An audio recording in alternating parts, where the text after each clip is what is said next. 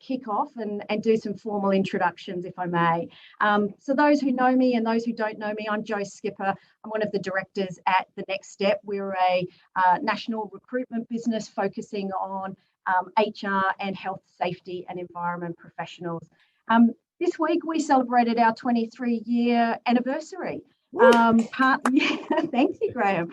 Partnering with organisations and individuals, helping their careers.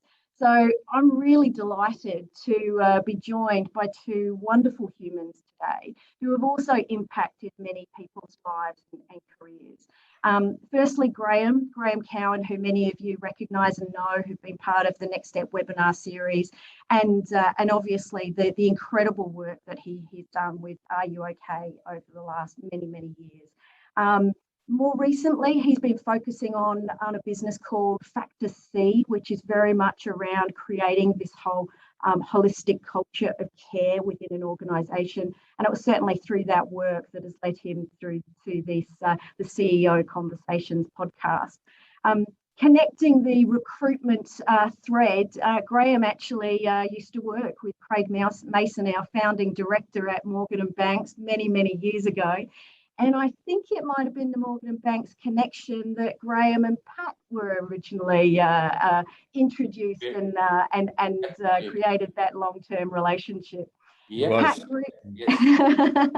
Pat Grier, for those that may not know, Pat has an absolutely incredible career within health and primary and allied healthcare. He was the CEO of Ramsay Health for many years, and we're really delighted for him to share his story. I wasn't aware of the Ramsay Health journey. It certainly wasn't the brand or organisation that many of us know today when Pat first joined them. So I think there's going to be some really wonderful, rich examples that he's going to share around creating that organisational culture. So it was obviously through Graeme's work of Factor C that he's created one of the leading Apple podcasts in speaking to caring CEOs. And so I think it's coming at such an amazing time, given the context of what's happening more broadly within our Australian corporate and organisational community, that we're having this discussion around what it actually is to be a caring CEO. And obviously, what we can do as members of communities to be more caring. As we meander through our conversation today, we'll make sure that there's breaks to ask Q&A, etc. Feel free to use that chat box or Q&A box, but we will definitely try and make sure that we get to all of your questions. But thank you so much for joining. I'm really looking forward to this session. Graeme, thank you. Thanks very much, Jo. It's wonderful to be here today, and I think it's just a really important topic for these times. We are just faced each day by so much change. Things can change in an hour, and helping people to feel supported, I think, is just so really critical at this real time. I'll just launch my slides and we can move this. I want to just add that we really want to make this very interactive today. So we're going to be asking for Pat and also Jo to comment on some of these stories of people that are here today. There's of course Pat, who isn't on this slide here, but we've also got, I've interviewed people like the managing director of Twitter Australia, Marcus Blackmore, the legend behind Blackmores, and someone who I'll talk about in a moment, Rear Admiral Stephen Hughes. And each of these people really champion a culture of care and a culture of high performance. And I want to just, I guess, talk a little bit of a story about, how these interviews and the podcast came to being. As some of you may know, I was involved in helping Gavin Larkin to start Are You OK back in 2009. And it's just wonderful to see how it's grown and reached an impact. But just about in November 2019, pre-COVID, which seems like about a decade ago, we were asked to launch Are You OK 365 for the Navy. And we're on the HMAS frigate, HMAS Adelaide, which is Australia's largest frigate. And all these people before you, there's about 600 sailors, were about to go away for 3 months. Just imagine that, leaving your loved ones for 3 months. It's quite extraordinary. And the session was made particularly powerful because of a couple of speakers. The first was Gwen Chern. And Gwen now she's an Are You OK ambassador, but she's also the commissioner for veterans' families now. And she plays a big role in supporting families and helping people adjust back there. But the story she shared was, of course, incredibly tragic. She had her husband, who was a serviceman, take his own life. And of course, it was just a massive, massive impact and devastation for her family, but also his teammates. And she shares the signs that she missed and then really spoke to the sailors there and said, these are some ways you can stay connected. These are some things you can do. And you'd hear a pin drop as she spoke. You know, you could really see that landing and resonating. And then on the right is Rear Admiral Stephen Hughes. And if you don't know anything about Navy titles, he's a really senior dude. He reports to the Admiral, who basically is the CEO of the Navy. And at this point in time, he was overseeing 19 ships. And this is what he said. He said, well, you've heard Gwen's story, and we don't want to ever lose anyone from the Navy family. And he used that word. And he said, we are all touched by mental health issues. And if you're not or don't know about it, I'd really like you to think about a couple of things. Firstly, this is a capability issue. You know, the Navy is no more or no less than hundreds of great teams. And if one person is compromised, that team is compromised, the whole ship is compromised. And then he also then said about this is also a risk mitigation strategy. You know, in our role, we want to take out an enemy target early from a long way away, preferably 1,000 kilometers, but certainly not 100, certainly not 10, and certainly not 1, because then there's collateral damage. And he said, that's the same with mental health. The earlier we catch it, the better it is.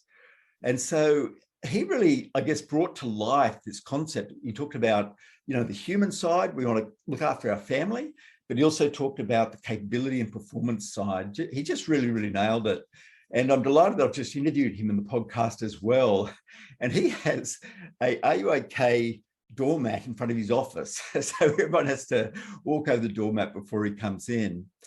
And then the symbol of it all was this, you know, just forming this amazing Are You OK on the deck. Just a wonderful, wonderful experience.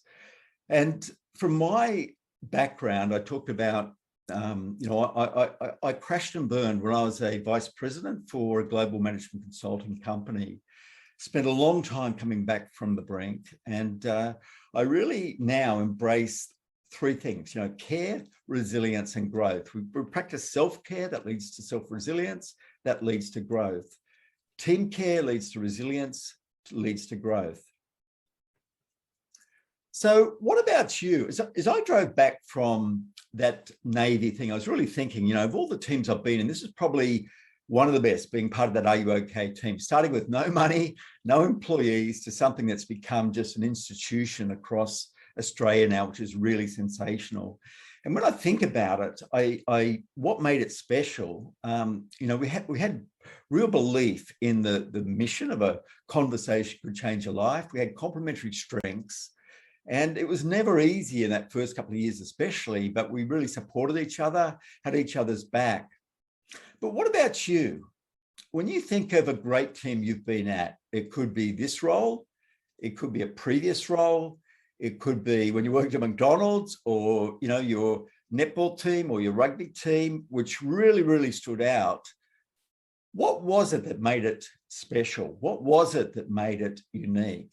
And we're just going to ask you to have a vote now, or a poll, on just putting in what was really special about that great team you're part of. You can choose up to 3 options to maximum of 3, but we'd just really be very, very interested to get your input and to see how it all stacks up. And I'll just give you 10 more seconds and I'll count it down, but we'd like to have as many people as possible to fill it out. Thank you. And so 10, 9, 8, 7, 6, 5, 4, 3, 2, and 1. So if you wouldn't mind closing the poll, Luke, and sharing the results, please. Looks like we might have had a slight technical glitch along the way, Graeme, that people could only select one. So, yeah. Okay. Well, that probably makes it even more compelling. We had each other's back. We had each other's back. And, this is really about caring for each other. That's what it's all about. We enjoyed ourselves. Again, we feel part of a tribe, we belong. And number 3, I think, is we felt safe. Now, I ran this poll last week and I gave people 3 options and it was set up correctly, but they were the top 3 then. And we had each other's back was the most important. And so this is so critical when we think about being in great shape for taking our organization forward. Close the poll now. Thanks, Luke.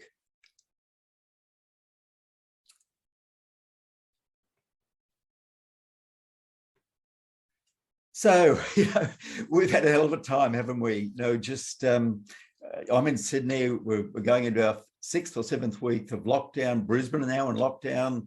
It's just so volatile. And, there's the Navy have this term, VUCA, volatile, uncertain, complex, and ambiguous.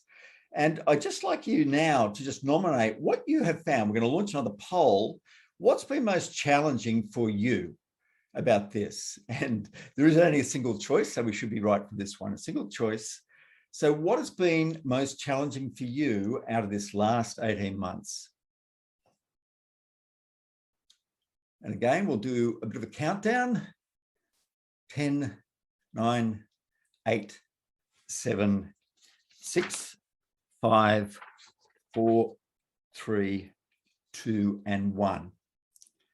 Launch the results. Thanks. The uncertainty. This is my 145th webinar since the pandemic begun, and every single one has said this, the uncertainty.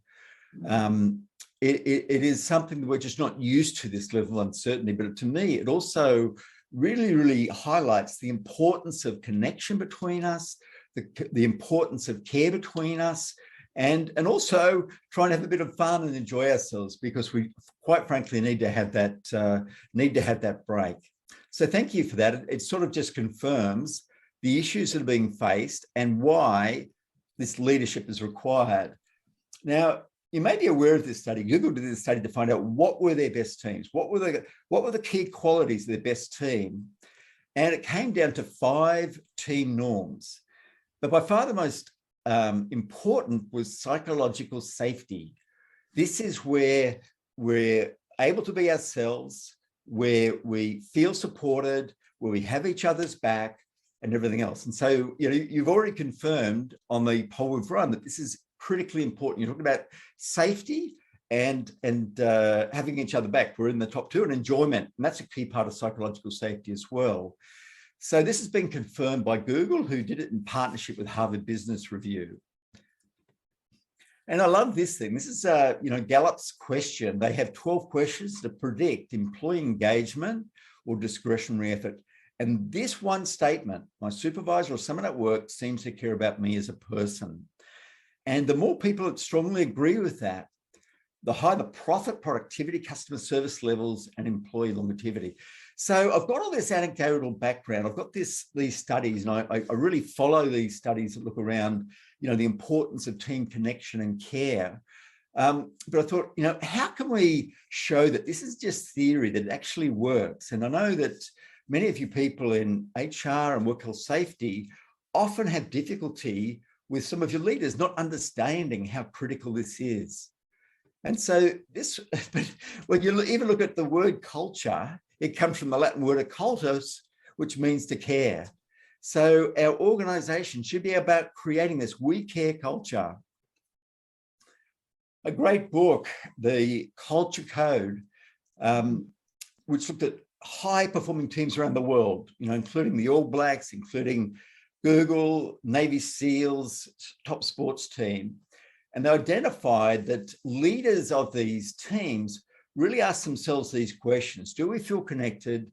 Do we feel safe? And do we share a future? And this led to me putting together the care performance curve. And so it is around being connected. It is around being safe, and it is around having a shared future. Now, if we get connection right, we want everyone to say we belong. If we get safety right, we support each other, we have each other's back. And if we get shared future right, we co-create our future. Our team co-creates that future. So the model that that I really champion is what I call a we care team culture, champions self-care, crew care, and red zone care. If we get this right, we get growth, resilience, and reduce risk.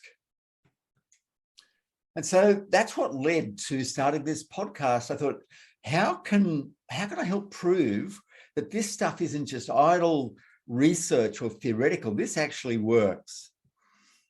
And which gets me on to Uluru 1996, where I participated in a conference, a very important conference with Pat Grier. And this is Pat, in terms of he talked in the interview about leading from behind. He talked about having a motivated vision, and he talked also about the creation of the Ramsay Way. So without further ado, I would love to just invite Pat on here, and I'll just stop sharing so we can all see each other better. And Pat, it would be great to, I guess, just share your story a little bit about, first of all, what do you mean by leading from behind? Why do you think that was key to your success? Well, I think it gets back to what you were saying just now, Graeme, and we go back a long, long way on this, is that if you are always the Genghis Khan leading from the front, follow me, you're not really building people's capabilities to their full. Whereas if you get very good people around you, and you give them the, what you could call the facility for them to grow, and you give them a lot of support, and you give them the ability to have camaraderie amongst each other, you get very much more out of them than telling them what to do. So right early on, and I suppose you could say that I learned, if you want to be a leader, you learn what you're good at and how do you fix up the things you're not so good at. And I never saw myself as a whiz kid in any special way. But one thing that I've always enjoyed is people. I just love people. I love being with them. And I've realized that I've managed to actually motivate people. And actually, by having good people around me and motivate them, how they actually produce so much more than me telling them what to do. So I developed this ability to be able to say, well done. What have you done? How much more can you do about it, et cetera, and let them ride their own way. And that's what I call leading from behind, not overpowering, but actually giving them a feeling of belonging, or a feeling that they have the ability to do what they want to do, and actually making them better at what they're doing by encouraging them and so on. And I call it the 80-20 rule. You look for the good in people and forget the 20% that is bad. The good becomes more and more better, and the 20% that bad, that fades away. And the part that they can't do well, so what? So if they enjoy what they're doing, if they're in a feeling of security and feel good about it, and they get a lot of support from the people around them, it's amazing what people will produce by just concentrating on their 80% and forgetting the negative 20%. That's what I call leading from behind. Excellent. And Pat, in the when we spoke in planning for this webinar, you described that when you started in that role as CEO Ramsay's, they were in really bad shape. All they had was about 10 or 11 psychiatric hospitals, mainly psychiatric hospitals. The banks didn't want to know you, and it was looking really quite dire. And at that point, Joe said, "What, Joe?" Well, it was just, so how did you turn that around? Because it seems, so easy for CEOs to go down the route of slash. The biggest cost in any organization is a labor cost. Let's just slash and burn and rebuild. But you took a very, very different approach. Yeah, Joe, I should paint the picture, actually. Boy, our product was terrible, pretty mediocre, let's put it that way. We didn't have good facilities. The money was going out the back door. Our results were terrible, and we were basically heading towards being the hands of the banks. And we called management together and said, what do we do? Well, how do we get out of this? This is bloody terrible. And of course, the financial people said slash and burn. Other people said get more people because we haven't got enough. We don't. But at the end of it, we said, well, what's our vision? Where are we going with all this? So having had a whole weekend of saying, what are we going to do and all that, we broke up and said, let's come up with a vision that this will bring everybody together and know that we can actually get through this. And I've always said it's the tough times that make you. And these were really tough times. So how do we come out of this? Let's don't slash and burn and so on. Let's see. And you know what we came back with, was it brought it all together, which is quite amazing. We threw it around and stuff. We landed up with a vision that said one day Ramsay Healthcare, and don't forget at this time, we didn't know whether we were going to be able to pay the tomato man or that sort of thing. One day Ramsay's will be recognized, perceived as being the best hospital operator in Australia.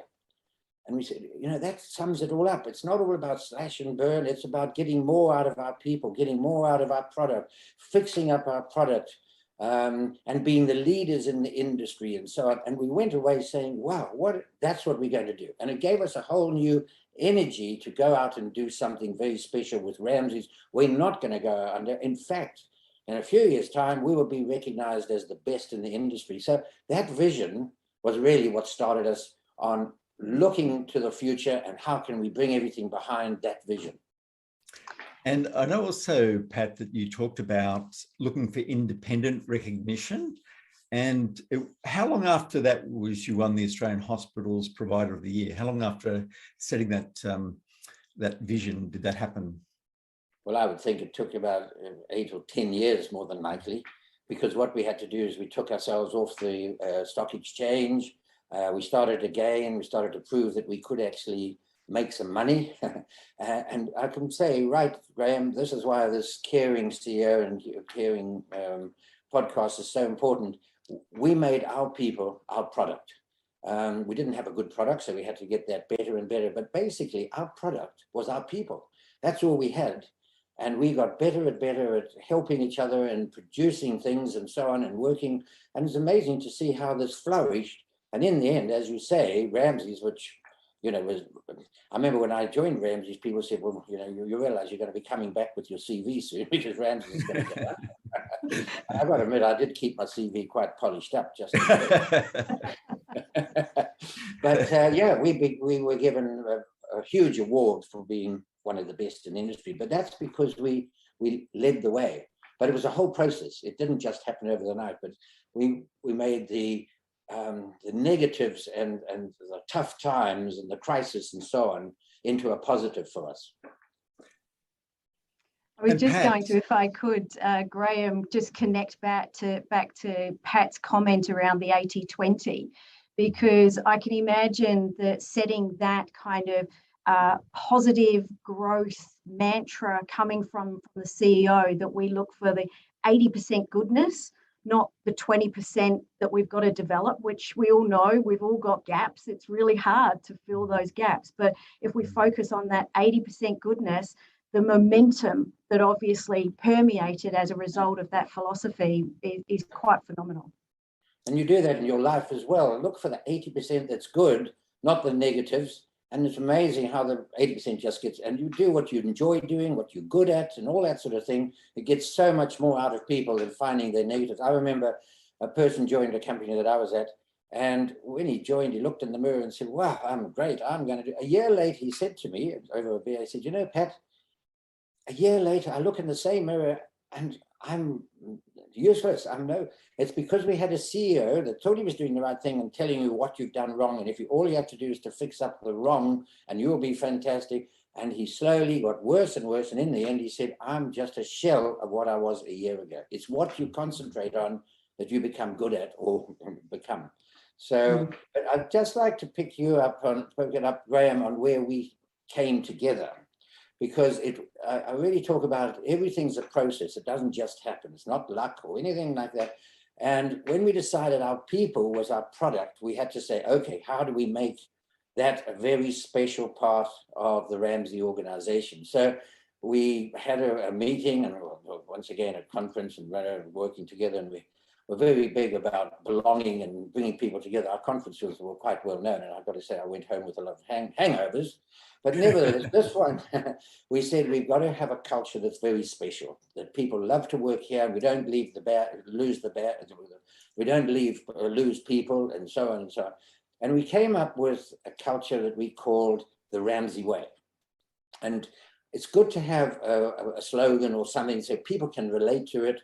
Another thing we came up, we're going to be people caring for people. So these two things mean something to people. So we said, all right, how do we develop this Ramsay Way? And we said, well, it has to come from the grassroots. It mustn't be coming down telling you, you will enjoy yourself and all that sort of thing. So we actually said, let's go out and have a meeting and find out what the people want, etc. And then we dissipated that out into the hospitals.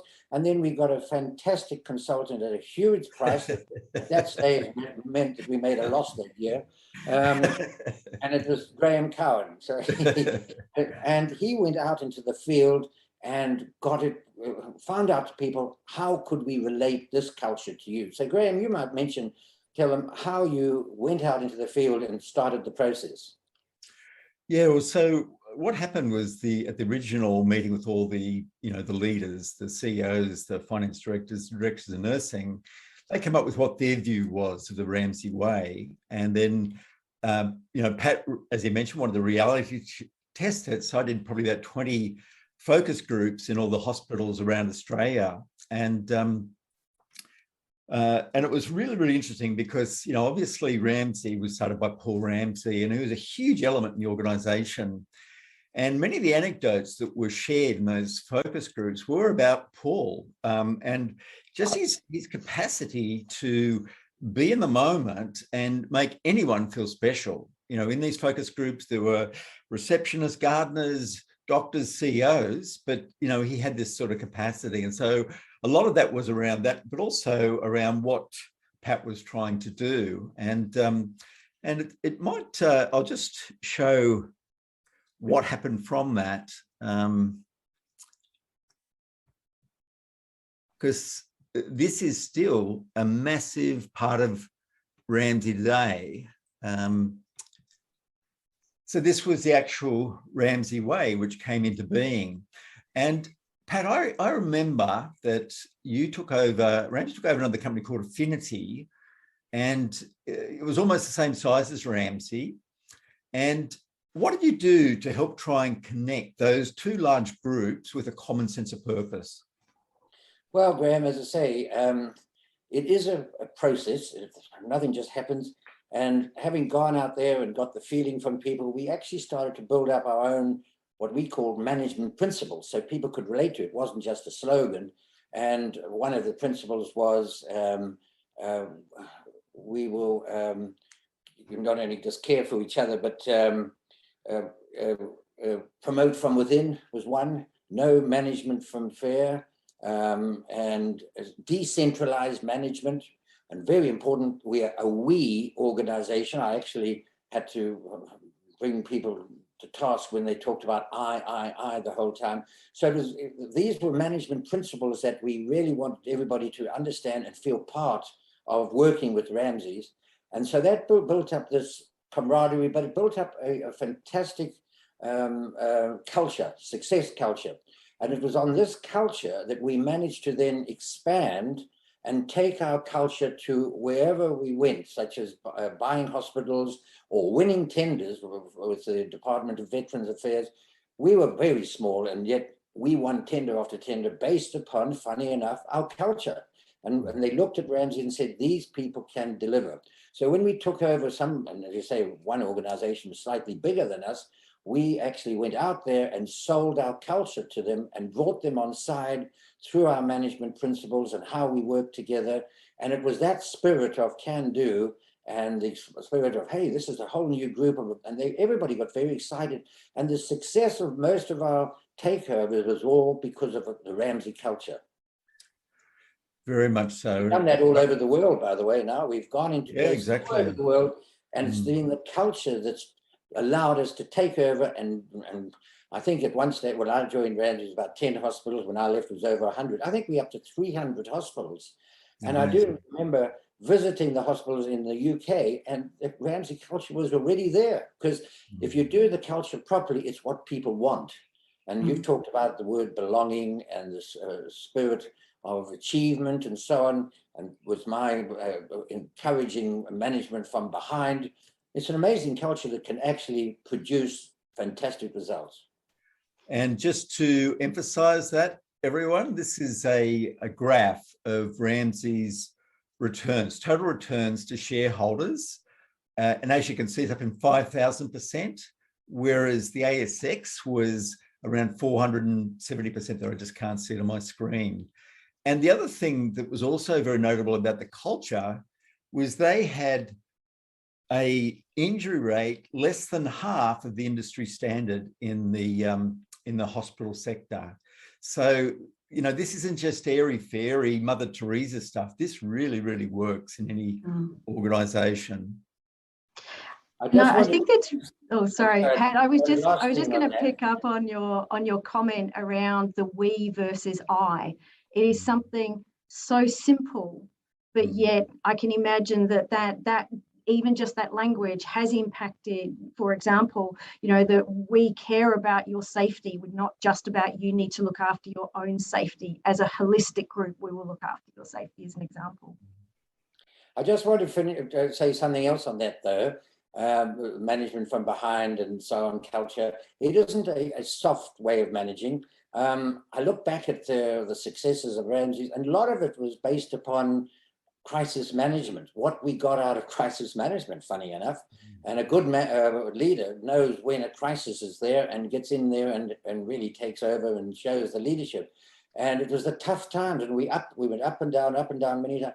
It was the tough times that brought us all together and made Ramsay. So it's not just a nice beer and skittles, it's a way of managing. It really actually is all about being great achievers, even if in tough times. Absolutely. We might just move on to another example now, and we're going to invite both Joe and Pat to comment on this. But another amazing leader I interviewed was Emma Hogan, who's the secretary, aka the CEO of the New South Wales Department of Customer Service. And Emma had a very interesting CV, as we recruiters used to say. and she had worked in human resource positions and customer experience positions for groups like Qantas and also Foxtel. And but anyway, she took on this role, and this oversees about 9,500 people. But she's been a real champion of Are You Okay? But she said she felt it should now extend to, you know, am I okay? Are we okay? Are you okay? Sort of thing.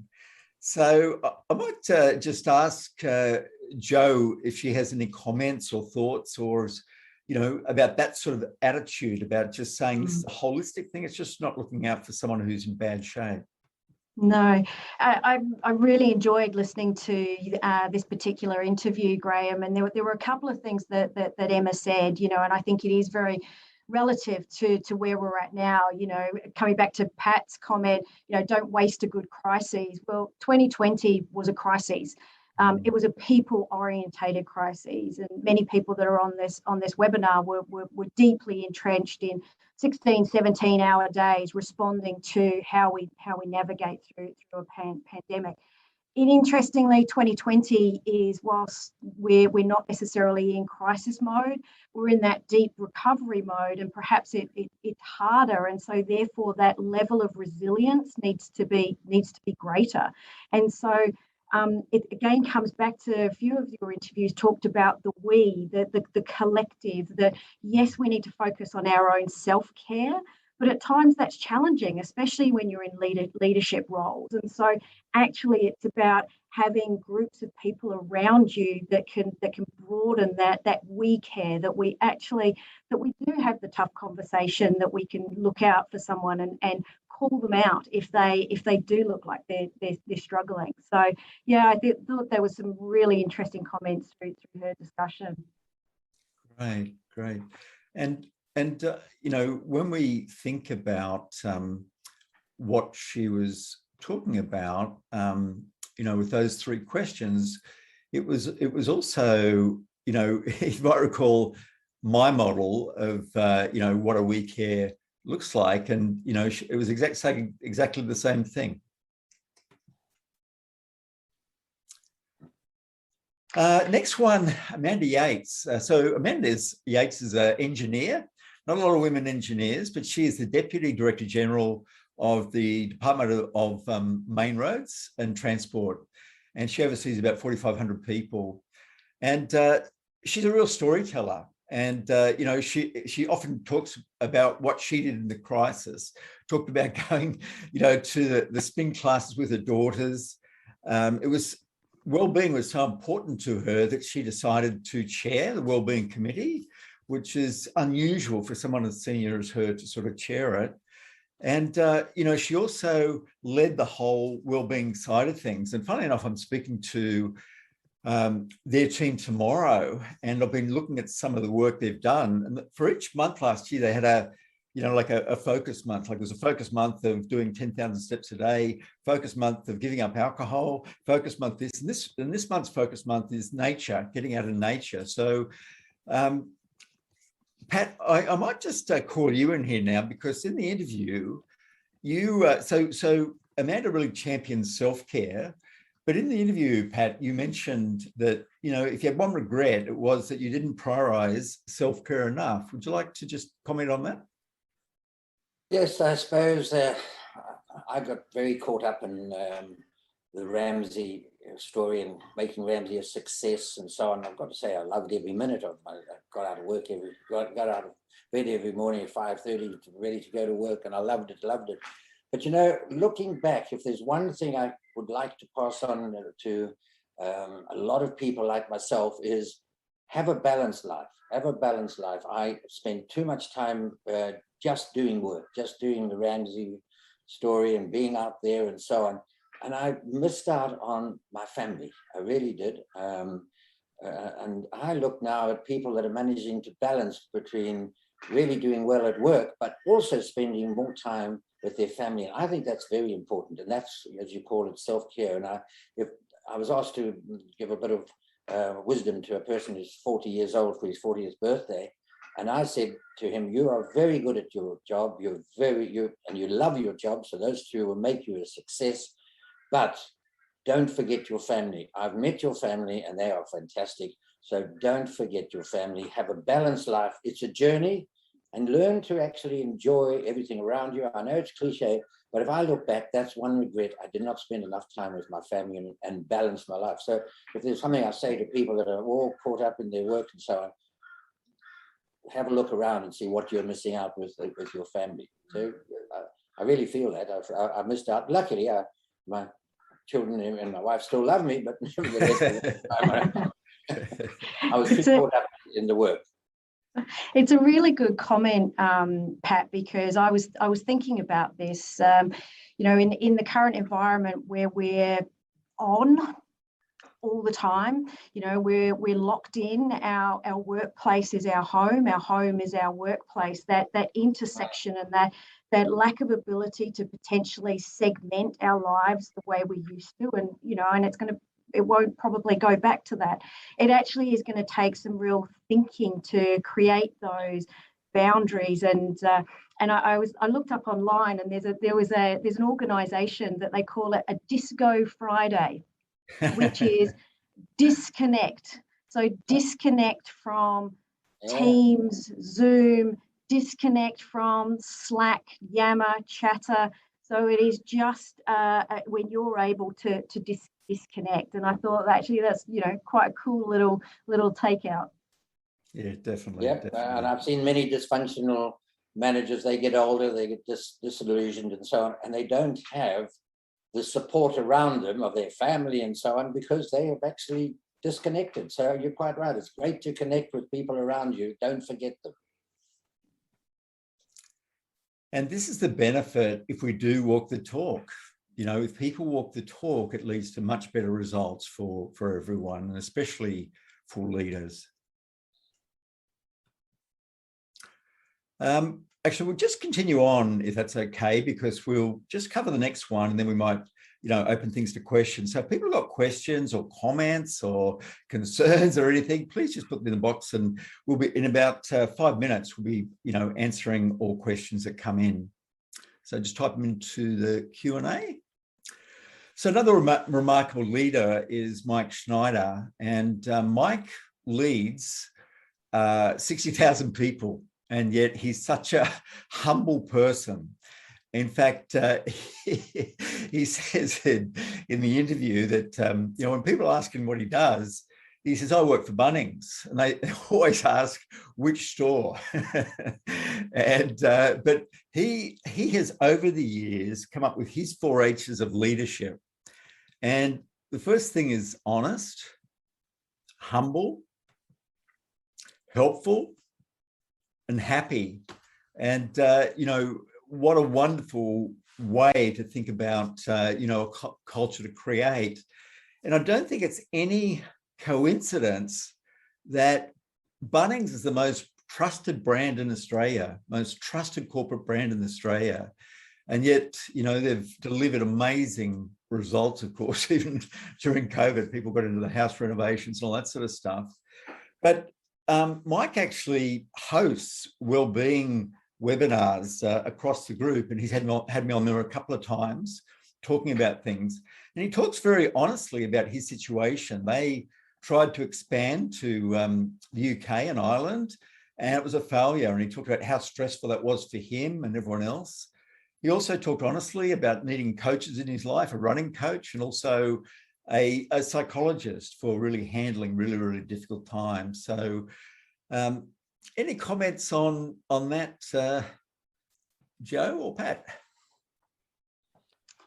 Well, I want to compliment Hogan that I think what he's proved is that there is a combination between product and his people. The product on its own, which is just rows and rows of screwdrivers and things like that, are daunting. And for a person like me, you don't know where you're going. But the people that he's got that tells you what to do and try this, and they're so helpful and so on, it becomes a pleasure to go into Bunnings. Whereas if you go to the old hardware shop, you didn't know where to start and you felt a fool asking and so on. So what he's done is actually combined the product and the people, and that's become the product. And I come away enjoying going to Bunnings because of the people and come away with the right screwdriver. Any comment from you, Joe? Yeah, I was going to say the same thing, and which actually kind of very connected. I noticed that Mike always talks about team members. Not staff, not employees, everybody's team members. And so it's that piece that, Pat spoke about. It's the collective, it's the sum of all parts that's rather than the individual. And I think that this seems to be a thread that, going back to one of your first slides, is the thread through all of the interviews, through Pat's commentary. It's about connection and creating that connection, whether it's through purpose or those community of relationships. So yeah, it was a great interview. And it's amazing when as Pat just highlighted, the people are the product just as much as the product. And who do they feature in their advertisements? Like, everyone thinks it looks a bit corny, but they're front and center, aren't they? That's who leads. It's not Mike on the things. It's the actual team members that are in the various things. And just an example of that, like he, as I said, he manages this well-being thing once a month for their employees. And he was on to one day and broadcasting to God knows how many people. And there was some wag in Gosford that said, I don't believe this is live. If it's live, give me 10 push-ups. and so Mike said, all right, no worries. And so hashtag challenge accepted. And so I got up and did these 10 push-ups. And then he said, I want every store to do a series of push-ups, challenge accepted. And they even broke the Guinness Book of Records by one store and surrounds having about 400 people doing the 10 push-ups. So, just an example of really being relatable, et cetera, camaraderie, belonging, all that sort of thing. Yep. Yeah, very much so. And so we might open it up now to questions. And if Luke or Joe see sure. question. I was actually just going to comment, and I think it was Maurice who put in the chat box, and Pat had actually mentioned this in his interview as well. As a leader, you put your ego in your pocket, and Mike does that. Amanda does that. It's very much. It's not about them as individuals. It's about them as part of the organisation. So that's obviously a very clear. Competency of a successful, caring CEO. And it comes down to what Jim Collins called level 5 leadership, which is, you're really driven, but you're driven by the success of the organisation and developing the people with you. And, Pat certainly talked about that, as did I think every single person on the webinar series has done that. There's a question directed at Pat. Pat, we're keen to. Sorry, I'll just scroll up so I can. Here we go. From Conrad, who's keen to ask you, how did you handle leaders how did you handle leaders that were traditionally autocratic in their journey towards this inclusive leadership model?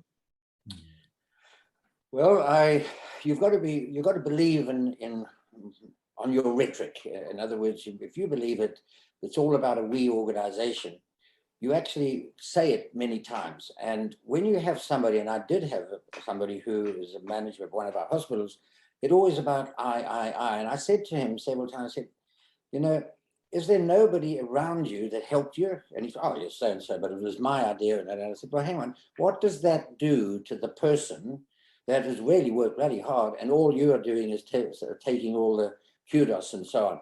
But, and I said, you've got to also be tough. In the end, I actually decided, and I know this has been tough, but I decided that he had to go. He was what I call a rotten apple that was actually, you could see the people around him were no longer motivated, and they said, So I didn't get rid of him.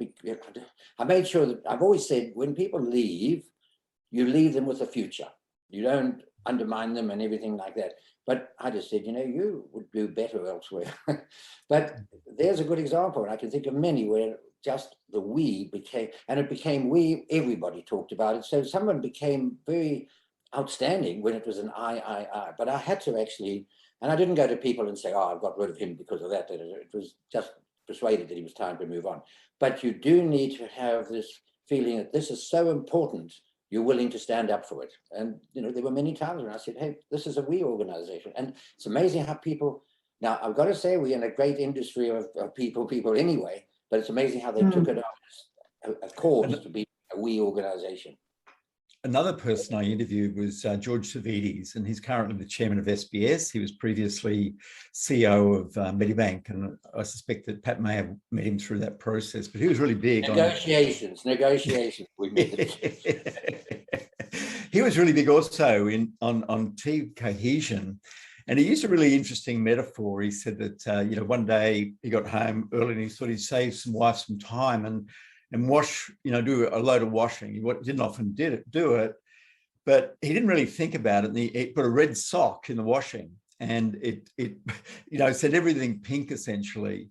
And he said that's what happens if you have a dysfunctional person in the organization. Everyone is affected. And sometimes it's the culture that actually weeds them out. Sometimes, they have to be accelerated out. But like Pat just said, George had the philosophy, I was responsible for hiring him. I'm going to be responsible for helping a gateway for him out of the organization where he can be at his best, sort of thing. So what I call their rotten apple. They rot everything else if you don't get rid of them.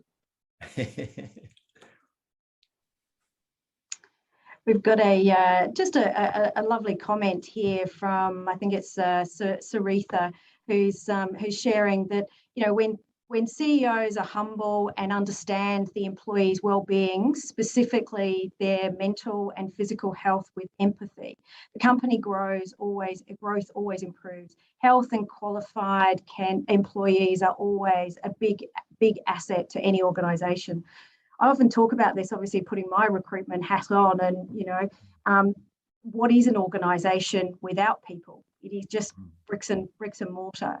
Any organisation, the people are really are what the DNA of that place. Joe, can I just add a bit of controversy into this one? Yes. Where the banks went wrong was they got mixed up in all that. Basically, although they're in the financial world and so on, they lost the focus of their customer and the delivery through their people of what the customer wanted. And they got caught up into, we've got to make good bottom line, so therefore close banks, that once again, forget the customer, they've got to go online and so on and so on. And then they focused on not only the bottom line, but the share price and all that sort of thing. They forgot what their purpose was. And their purpose was to work with the customer to provide a fantastic service through their people. And they lost that.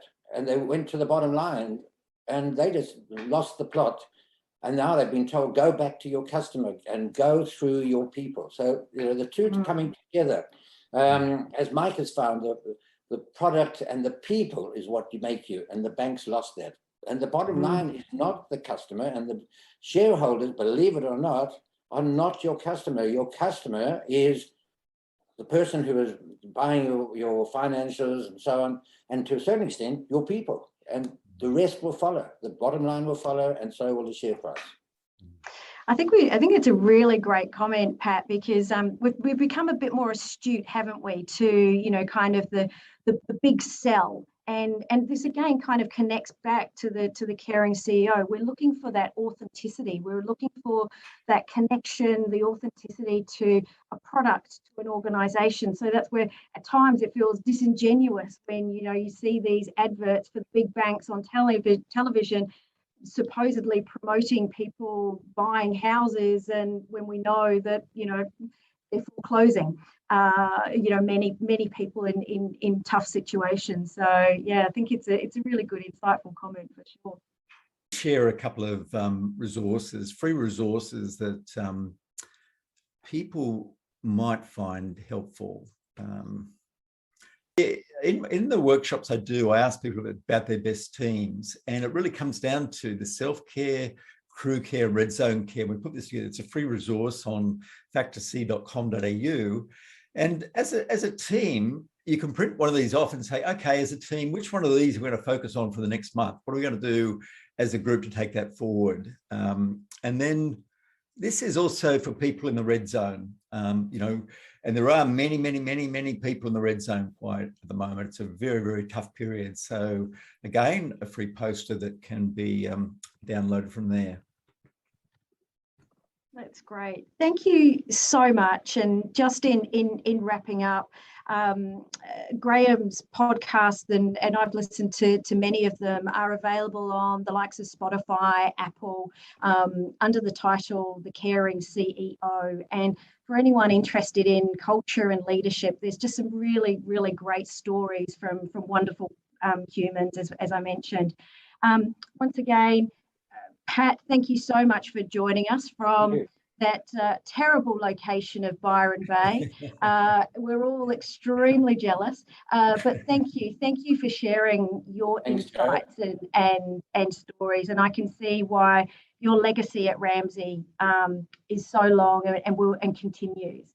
Graeme, it's always such a pleasure. Thank you.